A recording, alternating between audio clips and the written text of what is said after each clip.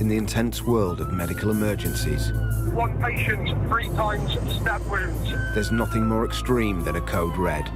It's a 2-car RTC. That's correct. It means there's an immediate threat to life. Got 1 male still trapped in the vehicle. In the West Midlands, a highly specialist team are on call 24/7, ready to race to these major traumas. ETA 4 minutes. By road and air, 03, we are lifted from Cosford. responding to the most severe 999 calls, Open up the Lucas device over there for me. day and night. All right, well done. From car crashes Yeah, just need to check. to stabbings. We're going to put some oxygen on your pal. Here, where time is critical, lives will be saved. On roadsides, in back gardens, and inside homes. Okay, coming off the chest. These emergency doctors and paramedics use cutting-edge trauma techniques and surgery normally only seen in operating theatres to save people from almost certain death. Sorry, mate. I know, mate. I know. We're going to sort you out. Filmed over 2 months with the critical care team, Ready, set, slide. we captured every vital second as these specialist crews work to save lives. On roll. Ready, steady, roll. Tonight, a desperate 999 call leads to multiple casualties in a major car crash. There's people trapped in the car. Covered in blood. And she's screaming. Where's your worst pain? In your chest. A woman with asthma suffers a cardiac arrest. Let's get some adrenaline. We've got 40 seconds until the next rhythm check. A scooter accident inflicts devastating injuries. I'll be quite a lot of pain there. Yeah, we're on it. We're on it. Get your pain sorted out, mate. And police, fire brigade and ambulance race to the scene of a stabbing. Any details as to whether they're conscious breathing or not? Over. Heavy blood loss.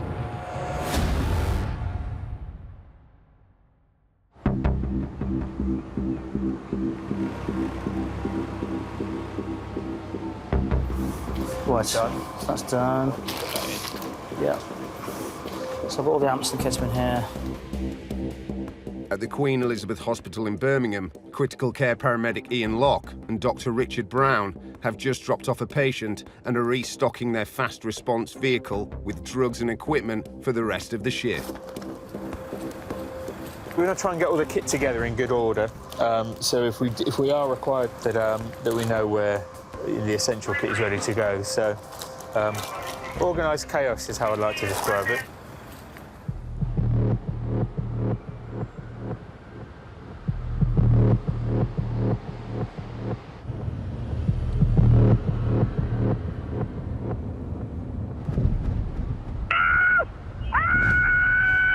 Hello?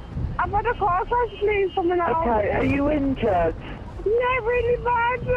Okay, all right, listen, what's the address? Where are you? I don't know. Ask somebody to help you. I thought I'm in the middle of the road. Okay, are you out of the car? Yeah, the car's in the tree. The car's in the tree? Yeah, but my brakes are trapped. How many people are in the car? 3. We found you, my love. Okay, stay on the side. I think I broke my back. Ow! Ow! Ow! Ow!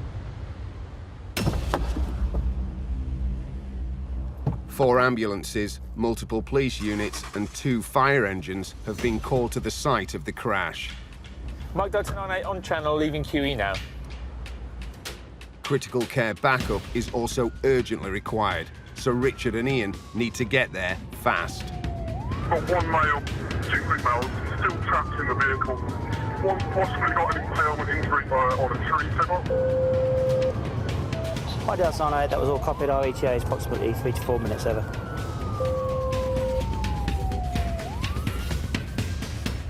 With multiple casualties, this is a major incident, requiring all the emergency services to work together to save lives. Right, Delta 98, at scene over. Roger, thank you, all see. Right, Tim. How you doing? You all right? On arrival, they are briefed by West Midlands Ambulance Tactical Incident Commander Tim, who is coordinating the whole emergency effort. So we've got one patient that's been ejected on this ambulance here. We've got 3 more in there. One has just been dragged out, a male patient. We've got some concerns over his airway. Okay. We've got 2 more patients in the back. They're lying on top of each other at the moment, so we're just trying to get a plan to get them out. Okay. The 4 friends were returning from a restaurant when the car lost control before hitting trees and landing on its roof. One female passenger in her 20s was ejected from the vehicle and has just been moved onto the ambulance. If one of you can have a quick look, because they're pretty much packaged and they can get going. Okay. Right. Can you have a quick eye on this one? Yeah. If you could also look at the chap that they dragged out that's potentially got airway. Yeah. There goes, you all right? How you doing? You okay? Hello. What have we got? Very quickly. The patient on the ambulance is the woman who called 999. She is complaining of severe back pain. She is also bleeding from a head injury. Jack, very quickly, patient 1 is the ejected female, is a GCS 14/15, good bilateral radials, moving all 4 limbs. We'll get the crew to ring you when they're ready to go with an atlas for Worcester. Okay. With her spine immobilised, Ian and Richard decide that she is stable enough to be taken to hospital. Right, that's patient 1. An ambulance crew prepare to take her, leaving the critical care team to assess the rest of the crash victims. That one's going to Worcester. You want to just have a look at the one that's been dragged out? Yeah, if you don't mind. Where are they? Just point us. Is this person a green shirt on the floor here? Have a look over here, okay. What have we got? The driver, a man in his 40s, is in a much more serious condition. Is he speaking to you at all? Just about, yeah. He was pulled from his seat by the ambulance crew and is now on a stretcher and only semi-conscious. This chap dragged out. He was not able to be laid flat at all. Okay. He started to come back to roll to his side. Quite a lot of blood coming back of his airway. Okay, so I'll just get around that way. We'll just scoop him on his side if that's where he'll be. Can you open your eyes, my friend? Oh. Where's your worst pain? In your chest. Are you happy on your side or lying on your back?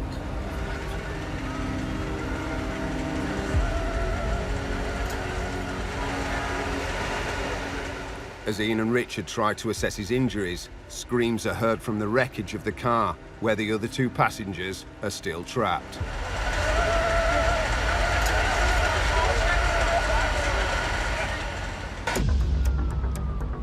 It's going one way, isn't it? Ambulance services, the patient breathing. The critical care team and Midlands Air Ambulance cover an area of around 6,000 square miles. 203 lifted with an ETA of 4 minutes. The largest operating area of any specialist trauma unit in the country. Just coming into the overhead now. In a 12-hour shift, they will respond to around 8 life-threatening emergencies. The most frequent call-outs are to serious traumas from road traffic collisions and cardiac arrests.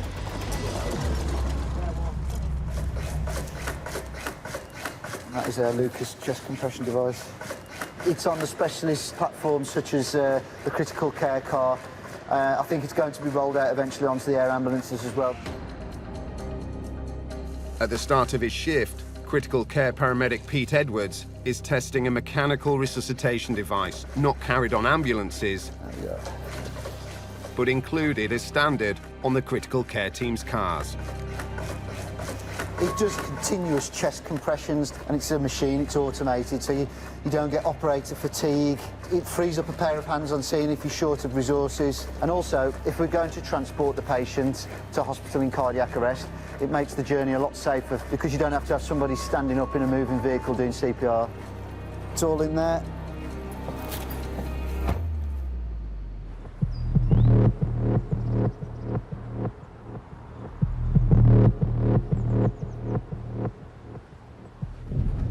Ambulance services, the patient breathing.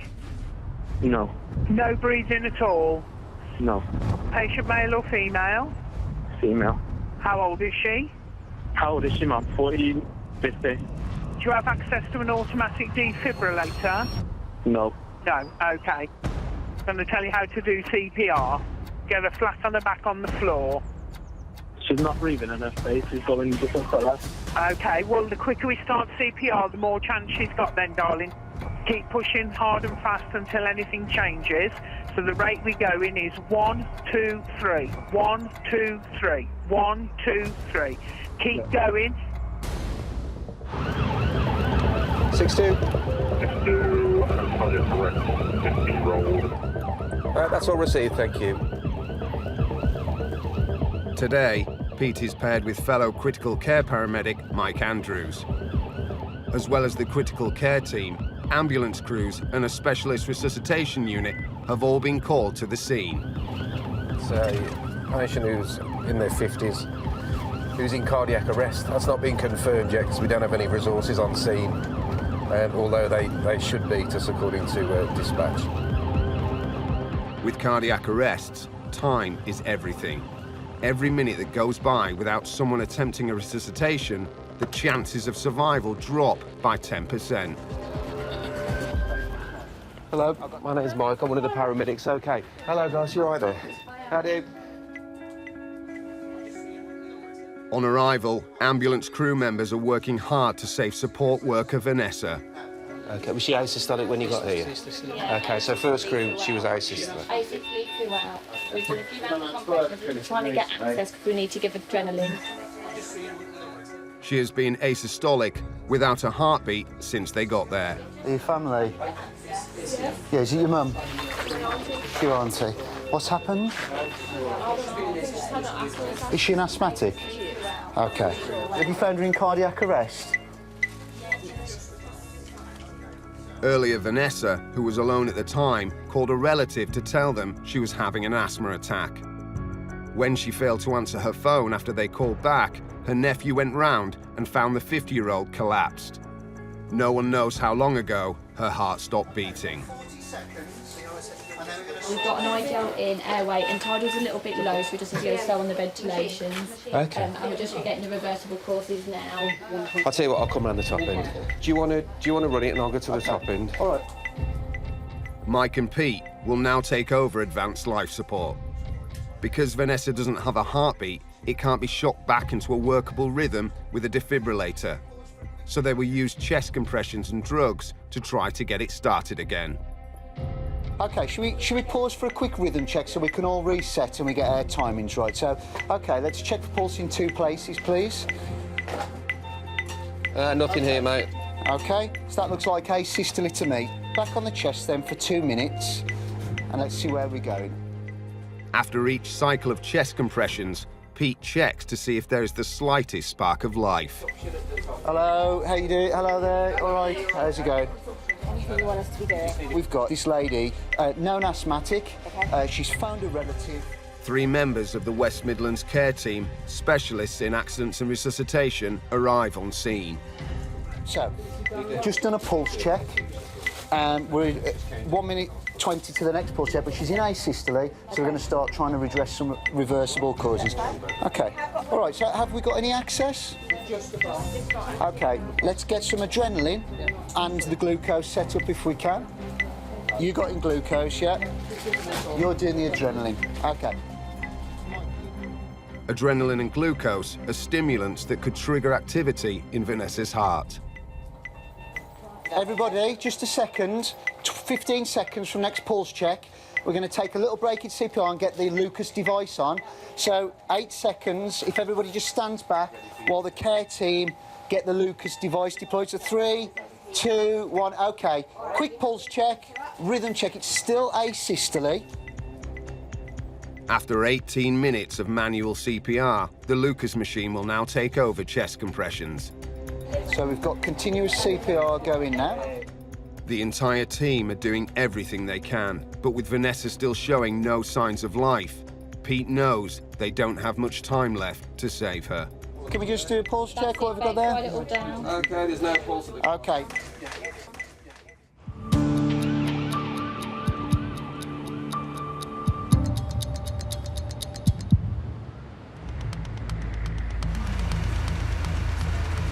Are you happy on your side or lying on your back? In Redditch, Ian and Richard are at the scene of a serious road traffic accident. Can you lift this leg for me? The driver is on the ground, semi-conscious. The full extent of his injuries is still unknown. At the minute he's talking, he's able to speak. He said he's got pain in his chest and he wants to go onto his back. He's quite cold, but we'll just get him on his back and get him off. Have a look from there. There you go, just roll onto your back, my friend. Don't to your back. There you go. With the help of the fire brigade, the man is rolled over. Guys, are you okay just to give hands and we'll lift him straight on the stretcher? He's bleeding from a wound to his head. On the, You stay there, bro. We're going to get you on the ambulance, okay? Well done. One female passenger in her 20s has already left the scene in an ambulance. The remaining 2 passengers are still trapped in the back of the car. How you doing? Okay. Given the high number of casualties, extra resources have arrived. First casualty that was ejected, we've just had a quick once over the ambulance. She's had trauma to all negative, so we said Worcester for her. Ian and Richard will focus on the driver, leaving the West Midlands care team to take over the trapped passengers when they are freed. This chap, they've also got out. They were concerned about his airway, but he's talking. So doing another assessment now that he's on the trolley. And there's 2 people still in there that are trying to get out. So we've not had any eyes on them, but the heart team are in there trying to get them out. The Hazardous Area Response Team are specialists trained to extricate and treat patients in dangerous situations. The fire brigade and ambulance crew are working against the clock to free the 2 remaining female passengers. Scoot, please. One woman is bleeding from her head.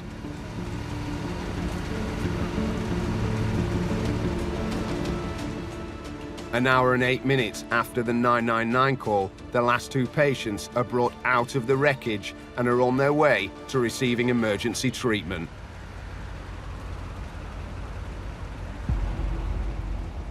On board one of the ambulances, Ian has had the chance to examine the driver, and his condition is deteriorating. He needs to get to hospital fast. If you get to a point we want to intervene further, we'll just give a shout, pull over, jump on in the back, and then we'll go from there. Is that all right? Okay. Happy? Yeah. Yeah. Ian and Richard will travel with him to provide continual care throughout the 20-minute journey. So it's a male, we think in his late 40s. Injuries-wise, it looks like he's definitely got maxillofacial fractures and possible head injury as well. He's got a black eye on the right with a very swollen, deformed right cheek. His GCS was 13 and he's a bit agitated. So query head injury. He's been cannulated and he's had some ketamine sedation, a total of 40 milligrams so far. Arriving at hospital, Ian and Richard deliver their critically ill patient to the waiting emergency doctors. So it's quite a different job, that from what you're probably used to dealing with. So significant ITC with quite a few patients. After a complex multi-service job, everyone can take stock and learn valuable lessons for the future. It's very important, so particularly that job where there's lots of people there working and lots of things going on. It's quite useful to, at the end, go through what happened at the job, what we did, what could have been done better, and it's quite useful for the crews, for their learning, because most of the regular ambulance crews don't go to jobs like that very often at all, probably once a year, if that.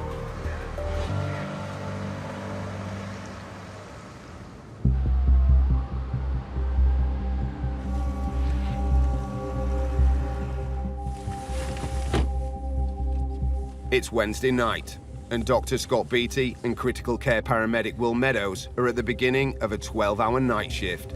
Just ahead, turn left. Dr. Scott is a consultant in emergency medicine at Salford Royal Emergency Department in Greater Manchester and does a shift a week for the critical care team. I can't think of a more textbook definition of a team that, in terms that everyone comes from a different background, but we're much better as a unit because we bring all our different skills and it all just comes together. It's a very dynamic team. Will has recently completed his advanced critical care training, and this is his first night as part of the all-night trauma response unit. This is my first shift. First sort of solo shift with the doc. So Scott's got his hands full tonight. Au contraire.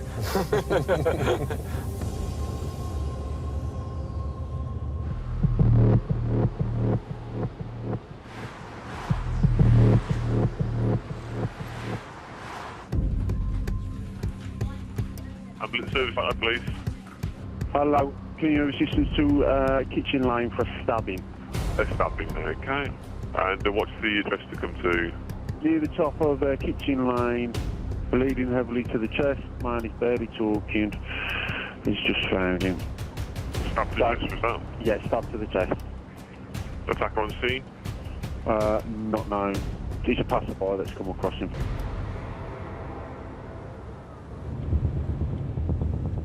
The police have requested an ambulance to attend the scene of a reported stabbing.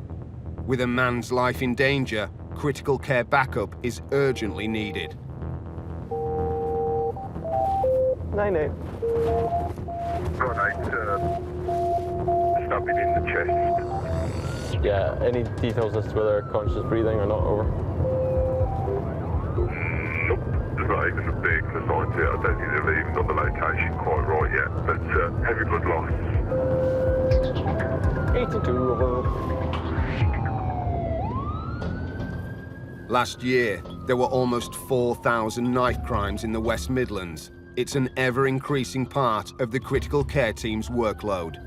So reports of a stabbing of a male stabbed in the chest with heavy blood loss, but we're not sure of any other details at this stage. But certainly heavy blood loss suggests that something fairly significant has been damaged. Even the smallest of little wounds could go in a very long way and hit some fairly vital organs. So quite complex, quite worrying. If the blade has cut an artery or punctured a major organ, the man could bleed out and die in minutes. Scotland will know that the sooner they get there, the better chance they have of saving his life. Airway is good, so Airway's good with the eyes, mate. We're doing hypoxia, yeah. Hypovolemia, we've got fluids. That's glucose running. Okay, so we're doing the BM as a metabolic disorder. In Edgbaston, critical care paramedics Mike Andrews and Pete Edwards are leading the team fighting to save 50-year-old asthmatic Vanessa, who was found collapsed with no heartbeat. We've got 40 seconds until the next rhythm check. But after 20 minutes of fighting to get her heart started, there is still no sign of life. Several of her family members are in the next room. Will this move under her legs? Let's raise her legs, see if that helps anything. Okay, so if you push something under there, or that little table, whatever's easiest. By raising Vanessa's legs, Pete hopes gravity will send blood closer to her heart and may prompt it to restart. That's it, love. Okay, that'll do. Let's just keep her legs there. I know it's created a bit less room, but we've raised her legs a little bit. All right. No one is sure how long before Vanessa was found her heart stopped beating, and time is running out for them to save her. Can I just stop us there? We're just due next pulse check. Okay, that's pulse check there. No adrenaline on this cycle. For the next one. So there's no pulse at the carotid. And end tidal is 1.3 despite 20 minutes of good ALS. Well, can somebody have to have a chat with family regarding that, or is that all right? And I'll continue with timings. Is that all right? Okay. Yeah, let's continue. Because they attend only the most serious cases, critical care paramedics see death day in, day out. Is anybody in a position to find out the time of the call? Their hardest decision is always when to stop trying to save a life. So, what we're just thinking is, we've got an unknown downtime. We have had some CPR on crew arrival, but we don't know when she's actually arrested, and blue on arrival apparently. So the things that are going against us, she's not been in a shockable rhythm at any point. We've done 20 minutes of ALS. 20 minutes on the monitor. Okay. Do we need to reconsult family, or are you happy with that, Bobby? Has anybody got any objections to stopping? Okay, is everybody happy to stopping? Recognition of life extinct. By my time, that's 16:13.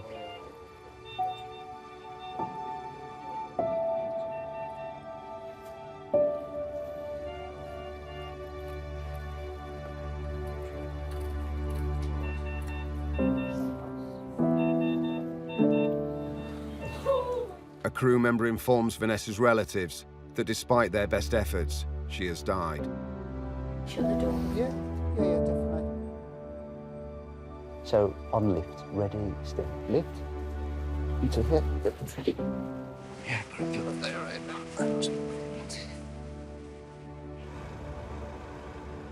It can be emotionally draining, I think, but at the same time, you have to sort of detach yourself from the emotional side of it if you can. There will always be jobs where you can't detach yourself. There'll always be those jobs that always stick in our minds that we all keep locked away somewhere, the jobs that, you know, you can't really forget. But I think you've got to be quite thick-skinned. There are more than 30,000 out-of-hospital cardiac arrests in the UK every year. The overall survival rate is just 1 in 10.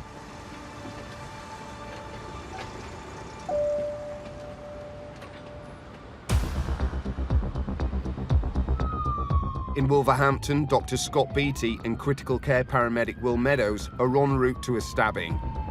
A passerby called police after he found a man with a serious chest wound lying by the side of the road. 4668, thank you. Verbal details of hospital. Is it on RVP or are we? They haven't told us one, have they? With violent incidents like stabbings where multiple units are scrambled, police usually arrive first and secure the scene, while ambulance and critical care crews head to a meeting point nearby. Just to confirm with you, you will be the first ambulance resource in attendance. We've had nothing come back from police. Mike Delta 98, sorry, just to clarify, are we heading to an RVP or can we go straight to scene over? Oh no, we're just getting a knockdown from police. I'll take it straight to scene. Police are in the vicinity. 98, yeah, perfect. We have approximately 4 minutes left to run over. For the critical care team, reducing the number of deaths from stabbings is a top priority. Nothing Seaton, not clear. Their skills and experience with treating major bleeding and shock are vital when it comes to saving lives. Okay, that's received, thank you. Are police first? Are you made contact with us? No, we're just waiting either. They are just in the area, so if you could just see if you can locate and call back. No problem. The ambulance crew has just arrived on scene, but with no sign of the incident or police, they radio back to control for further instructions. It's now been 14 minutes since the emergency call was made. Whiskey 55, liaise with police. It looks like it may be a malicious call. They're calling the caller back and trying to make contact with them. At the moment, the impression from the police and the first crews on scene is that, yeah, it's a malicious call. Unfortunately, it's not uncommon. We get a fair few. And it's just obviously a significant waste of resources. You have reached your destination. Right, I'm going to send you down. I think if there's anything, we'd have found it by now. Yeah, 98, understood. Oh. Yard. With no sign of any stabbing victim, the police have decided that it's been a hoax call and a wasted journey for everyone. Always need to make contact with medics. Going to stand the crew and myself now. Police standing down. Last year, West Midlands Ambulance Service received over 1,000 malicious calls. In the time they've been dealing with this prank, Ambulance Control have taken 50 real emergency calls. I guess you don't feel quite so bad. It's when you launch the helicopters, you're up in the sky and everything, and that's just a huge amount of money wasted for someone's entertainment.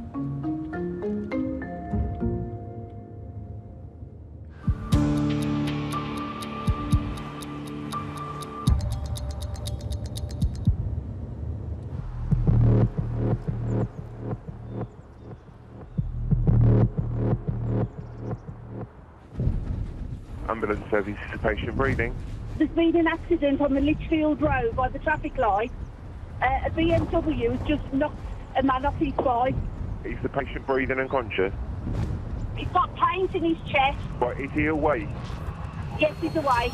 Don't move him. Don't move him. He's got chest pain and I think all down the left-hand side. All down the left-hand side really hurt. Push bike or a motorbike? He was on a small motorbike. He's going slightly blue. Sweetheart, his lips are going blue. Would you say that he's struggling desperately for breath? Desperately for breath, yeah. Okay, got a crew on the way to you.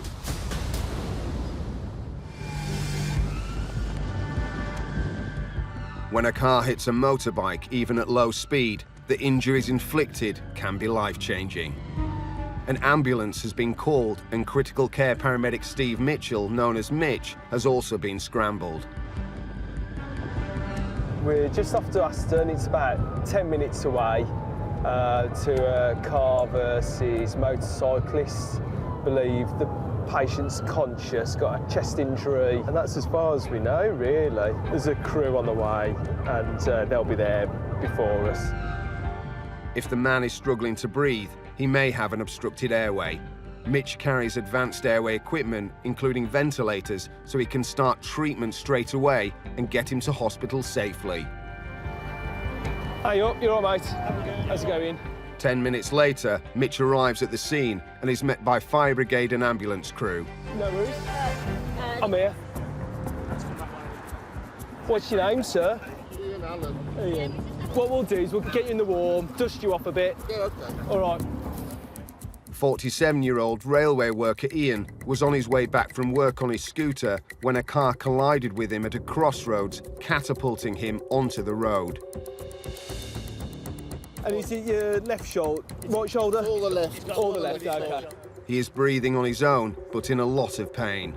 It looks like he's probably dislocated or broken by the sounds of things. It's all right, just so don't pull anything. There's a high chance Ian has injured his spine in the collision, so the ambulance crew have immobilised his head and neck to try and protect him from further damage. On your count, Chief. After 3, 1, 2, 3, lift. Okay, stay as you are, and then slide the trolley in. Mind your toes, gently. Okay, keep going. I'll get the winch off. Worried that the slightest jolt could leave him with permanent spinal damage, Mitch needs to use the winch to pull the stretcher up the ramp. Okay, stop there. Okay, 1 foot, 2, half 6 inches, that's it, go. Hold on. Okay, slack taken up there, okay. Just makes it a bit smoother for you. Once on the ambulance, Mitch needs to do a full examination to try and find the extent of Ian's injuries.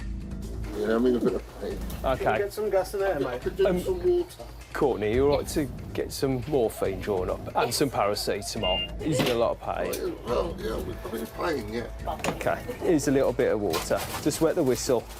Out of 10, how bad would you say the pain is in your arm? Pretty bad. 10 being the worst ever.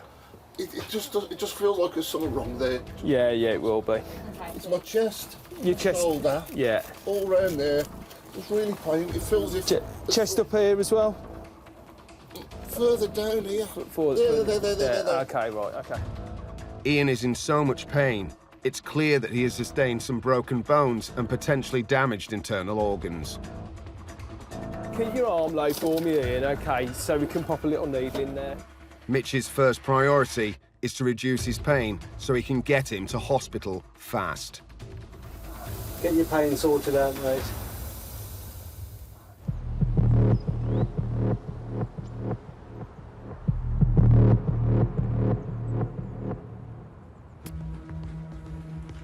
Ambulance service, patient breathing. He is, but it's not very good. She conscious, the patient? No. Not responding? No. How old's the patient? Not really sure. He's 1934. So he's 85 years old and he's not responding to at the moment, you confirm, No, he's very, very pale in colour. Okay. Very pale. Is he taking regular breaths at the moment? Is his chest rising and falling evenly? No. Right, I hope it's all been arranged for him, okay? We are trying to get there as quick as we can on blue lights and sirens, okay?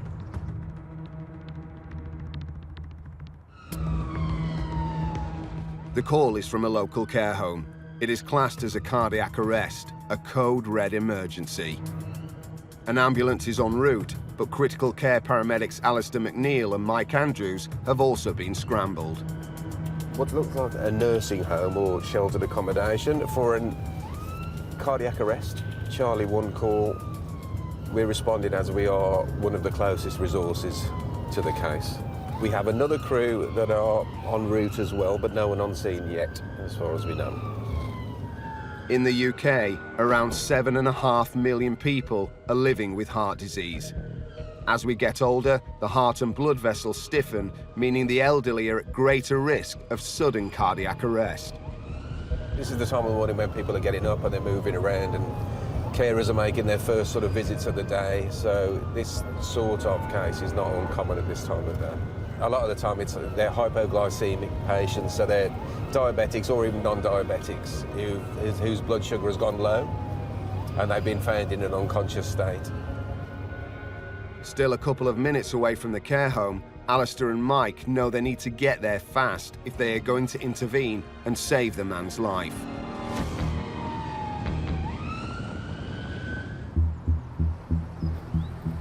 What we're going to do is we're going to get a needle in you, give you some pain relief through there, and that'll help the breathing, all right? Clench your fist a few times. That's it. In Aston, Mitch is treating 47-year-old Ian, who was knocked off his scooter and has suffered serious chest injuries. So he sat to 95 on air, just sort of coming up quite quickly there as well. 4 litres there? I'd go up a bit. Yeah, he's having a bit of difficulty breathing, I think, and like what's happened. Sharp scratch then. Okay. Ian needs an urgent scan of his chest and lungs and is in so much pain it's affecting his breathing. Yeah, sorry, Chief. I'm in a lot more pain than I was out there. Yeah, it kicks in once your own painkillers wear out your system. If you want to chuck us that morphine, I think. Any allergies at all, Ian? Not really, no. So this will make you feel a bit fuzzy, OK? Out of 10, how bad would you say the pain is there? I'd say it's pretty bad. I'd say it's about 8 out. About 8 out of 10, and you look like a burly chap that can take a bit of pain. Ian's blood is showing low oxygen levels. He may have damaged his ribs and lungs, but until he can get on top of his pain, Mitch can't be sure of the extent of his injuries. Can we just pop your head forward slightly? Not too much, not too much. Rest your head back. Rest your head back. OK. How's that? Can you feel that starting to kick in a little bit there? Yeah, I'm a big bloke and might take a while to get round. Yeah. Nice slow breaths if you can. How's the pain doing there, Ian? It's subsiding, but it's still there. Yeah, OK, we'll get you. Yeah. Have you put the morphine? Yeah, that's gone through. Yeah, it's gone through. It's working now. Yeah. 14, 20, it started running through. Finally, the combination of paracetamol and morphine start to take effect. Stuttering his respiration there. I'll probably give him a little keep going until you've done the 20, I think. With Ian still struggling with his breathing, Mitch decides to keep him on oxygen for the journey to hospital. I will probably end up going QE, I think, because he's got a chest injury. Yeah. How old are you, sorry, Ian? 47. 47, OK. Maybe just put a 250 bag of fluid on there, just run the rest of it through, just give him like a bit of a keep open or something like that. If his blood pressure drops, the intravenous fluids will help to keep him stable. Are we clearing fracture? Left? Ribs and shoulder injury. Left, yeah. Police arrive to get details of the accident, and Mitch calls the trauma desk to update them. Who impacted you? Well, I've gone into the side room, so no So where did you impact the car? 6-2, go ahead. front wing. Crew are going to convey to the QE. You ready for details? In the right hand Well, lane. at first, I moved Yes, fire ahead, Mitch. So male on a small motorcycle moped. He's got a left shoulder lateral clavicle pain with left sort of lower rib injury, query fractured ribs, equal air entry, but it is affecting his respiration. And in light of his rib injury, I feel that it's suitable for the QE. They'll probably be about 15 minutes from now. With Ian now in a stable condition, Mitch is happy to leave him in the care of the ambulance crew for the journey to hospital.